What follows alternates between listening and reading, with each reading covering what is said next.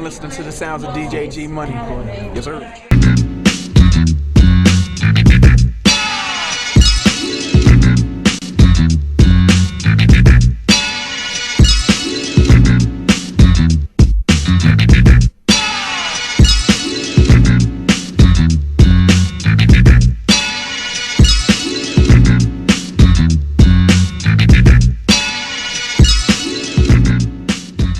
Yes, sir. You know what it is, man. Queen's finest, DJ G Money, Mr. 8000, representing that show off radio, that DTF radio, that VH1. You see me out here working, baby. But right now I'm chilling with my big homie Zach. You know what I'm saying, behind the camera. He about 7'2". You see him in the streets working hard. You know what I'm saying. Oh man, I've been DJing. It's about to be like 14 years now, man. Rocking out.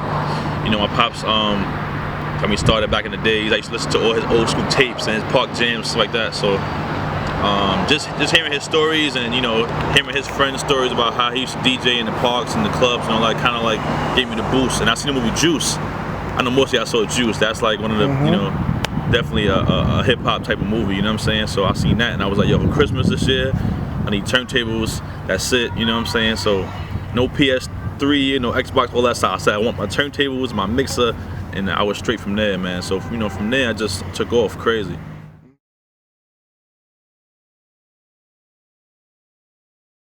Gotta respect DJs like Jazzy Jeff, you know what I'm saying? Growing up, I didn't really know the quality of Jazzy Jeff until I got older. I seen some videos on YouTube and heard some of his stuff on like the CDs and his mixtapes. I'm just like, wow, like, you know what I'm saying? He's definitely somebody I look up to. Somebody like Kid Capri, who rocks the crowd worldwide. You know what I'm saying? Somebody like somebody like Camilo, who plays all kind of music. You know what I'm saying? From black to white to Spanish. You know what I'm saying? I love like versatility DJs who can play for all crowds. So those type of dudes I look up to. You know what I'm saying? Of course, like Flex and Mr. C. You know, these type of dudes are you know, legends, man. You know what I'm saying? They're the veterans in the game, man.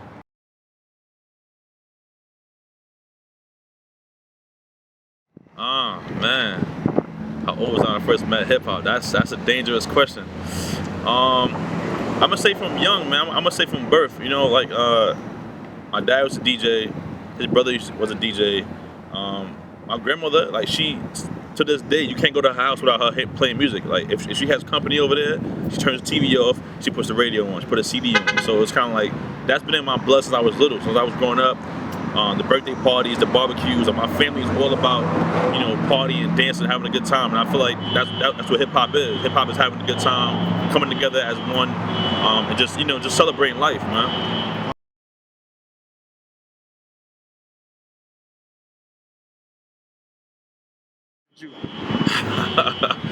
Oh man, wow. Well, you know, it has its pros and cons, of course, man. You know, hip hop is a lot more faster now. A lot more, you know, a lot more music come out now. You gotta keep up with the music.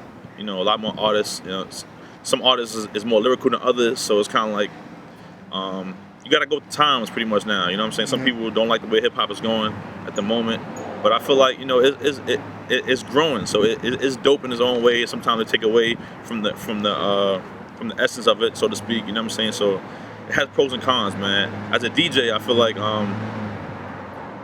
the whole laptop, the whole Serato thing, somewhat took away from the real essence of hip hop and that whole kind of feel, because I started DJing back in like 99 when I had to carry my crates and my, you know, my records out. I had to carry the speakers out, the amps, the turntables, and, you know, you're actually playing on turntables. You can't just sit here and pull the laptop out and start playing. You know what I'm saying? So I came from the essence where we had to really put that work in, and you know, it's a whole different vibe, man. You know, to this day I still use my turntable. I still use my vinyl. You know, it just brings you back to that you know, that essence of hip hop. So it's a lot different, man. I feel like, you know, if you can adjust to that, then you can stay relevant in the game. You know what I'm saying?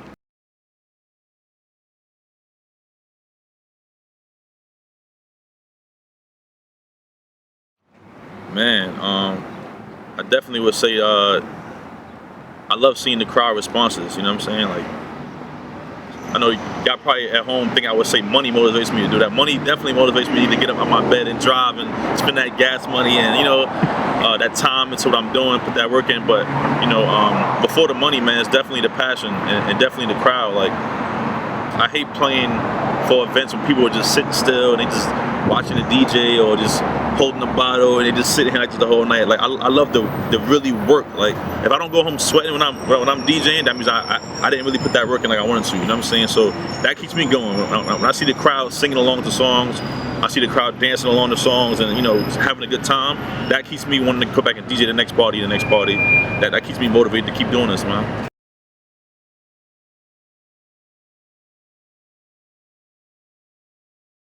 More than music, oh man, definitely. It transforms so much from just music to, you know, like even some artists nowadays, some artists don't just rap. You know, some artists they acting now. You know, they might be DJing now. They might be have a clothing line, perfume, or, you know, cologne brand. It's like, I feel like you have to do more than what you're doing now in this game to stay relevant and keep your name and your brand buzzing.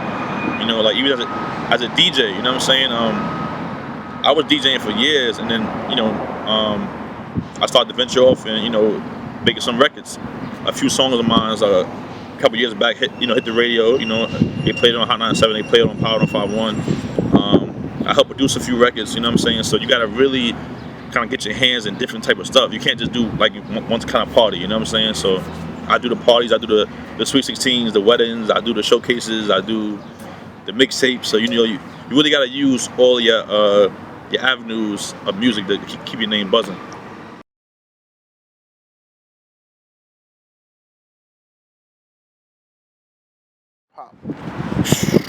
Man, a lot of politics in hip hop, man.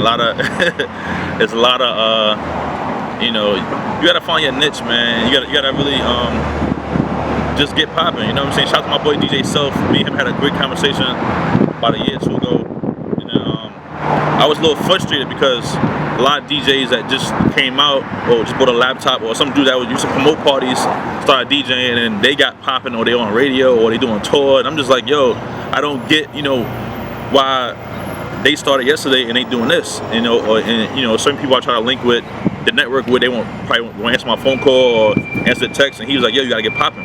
That's just it, you know what I'm saying? The hip hop game is that's how it is now. It's not like, you know, the friendship level is crazy, you know what I'm saying? You gotta really just get popping to get friends. You can't just, you know, people won't reach out to try to send that helping hand out, you know what I'm saying? Like, yeah, you try to reach out to certain DJs you feel can help put you on that next level where they might be at, and they won't reach out knowing your talent, knowing your worth. They not focused on helping the next person out. So you gotta, like he said, get popping and just curve your own way in the game, man.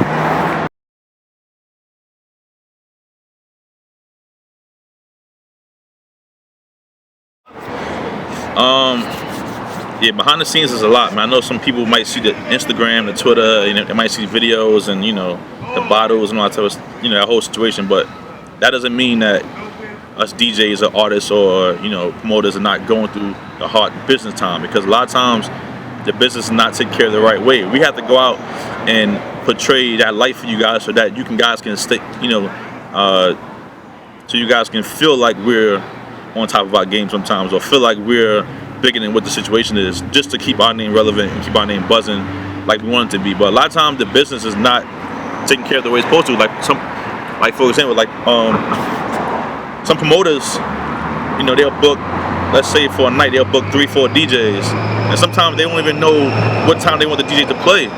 So you basically gotta, you know, it's survival of the fittest. You get to the party, and some DJs want to play before other DJs. Some people want to play late.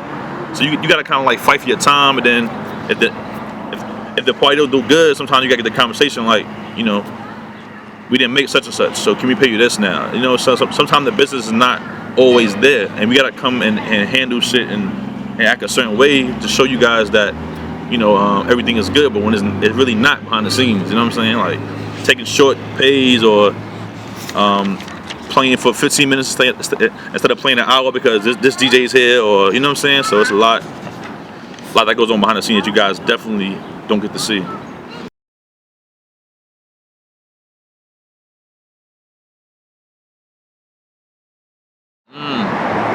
My advice, man, is I always tell everybody, stay humble and pay homage to people that that's above you. You know what I'm saying? I always pay homage to DJs that show love to me or that help me out in any kind of way, or DJs that just I feel is dope. You know what I'm saying? You gotta pay homage. Just, you know, stay in your lane, man. Don't try to do what the next man is doing. You know what I'm saying? Curve your own lane, but make sure you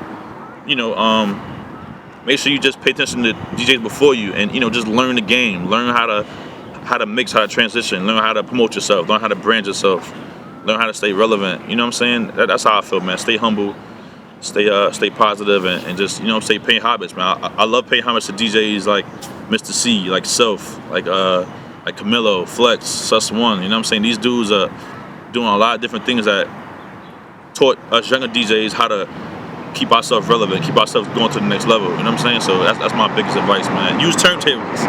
Don't just buy a laptop and think you the man. You get virtual DJ, think you could do a million parties. You know what I'm saying? Go get some turntables and learn the real way first before you start getting all the laptop and CD stuff and all that. So you know what I'm saying? Call the OGs up, get some sessions going. You know what I'm saying?